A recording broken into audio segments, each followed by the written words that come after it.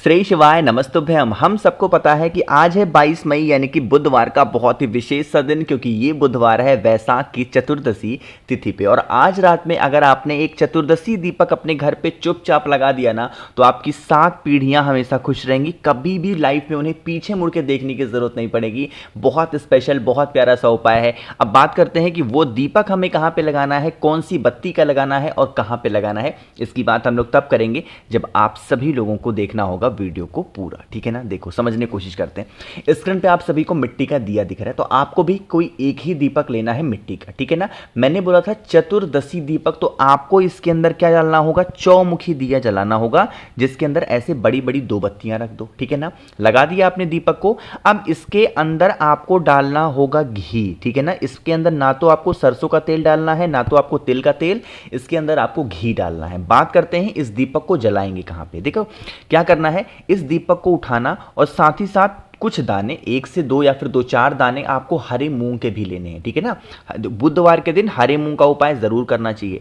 हरा मूंग लेंगे और आपको उस दीपक को आप अपने घर में जहां पीने के लिए पानी रखते हो, मटका हो, परिंदा हो, बाल्टी हो, नल है, टोटी है, जो भी लगा है आपके घर में, उस स्थान पर सबसे पहले उसकी आसन लगाएंगे। दीपक जो जलाने जा रहे हो उस दीपक का आसन क्या होगा, जो हरा मूंग मैंने आपको दिखाया, पहले हरे मूंग को जमीन पे रख देंगे और उसके बाद में उसी हरे मूंग के ऊपर जो मैंने आपको चतुर्दशी दीपक बताया, चौमुखी दिया, उसको आपको प्रज्वलित करना है, जलाना है, ठीक है ना।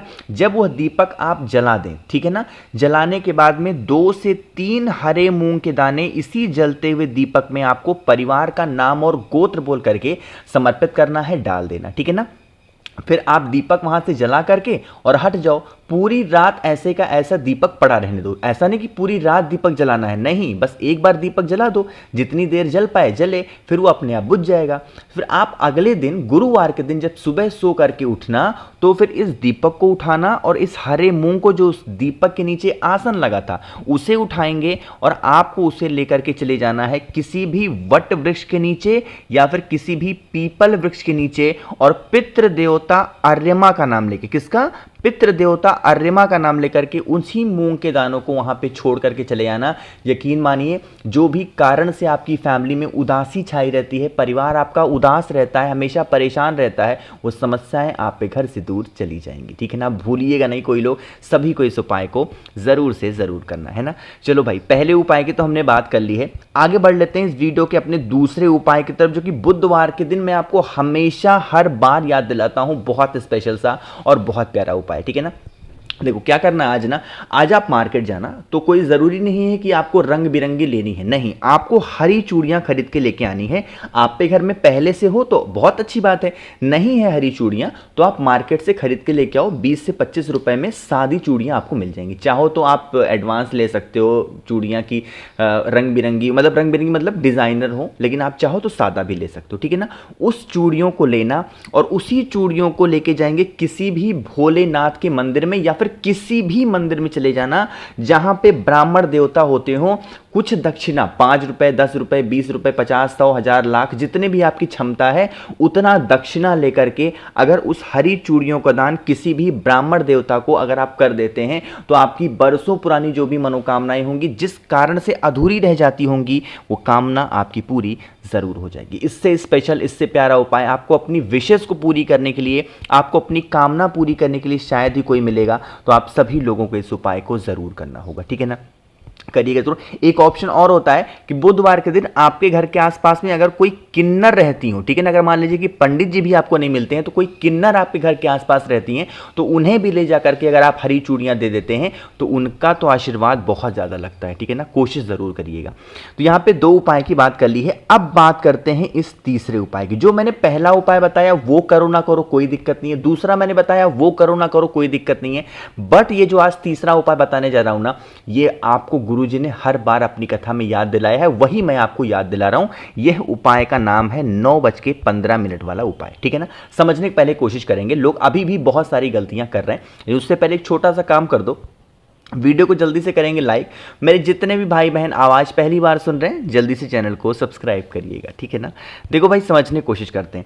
सबसे पहले यहाँ पे आपको दिख रहा होगा आंवला। अब ये उपाय के बेनिफिट क्या है, आप बरसों से बीमार पड़े हो तो उसी बीमारी को दूर करने के लिए आपको स्पेशल सा उपाय करना है। स्क्रीन पे आप लोग को कई चीजें दिख रही होंगी। एक तो आपको आंवला दिख रहा है, एक तो आंवला की टहनियां दिख रही होंगी, एक तो आंवला के आपको पत्ते दिख रहे होंगे। जरूरी नहीं है कि आपको आंवला नहीं मिलता तो आप कुछ भी ना लो, आपको जो भी आंवला से रिलेटेड चीजें मिल जाए, चाहे आंवला मिल जाए तो आंवला ले लो, आंवला नहीं मिलता तो आंवले की पत्ती मिल जाए वो ले सकते हो, पत्ती भी नहीं मिलती है, पेड़ सूख गया है अगर, तो आप आंवले की टहनी को भी बहुत ही थोड़ा सा ले सकते हैं, ठीक है ना।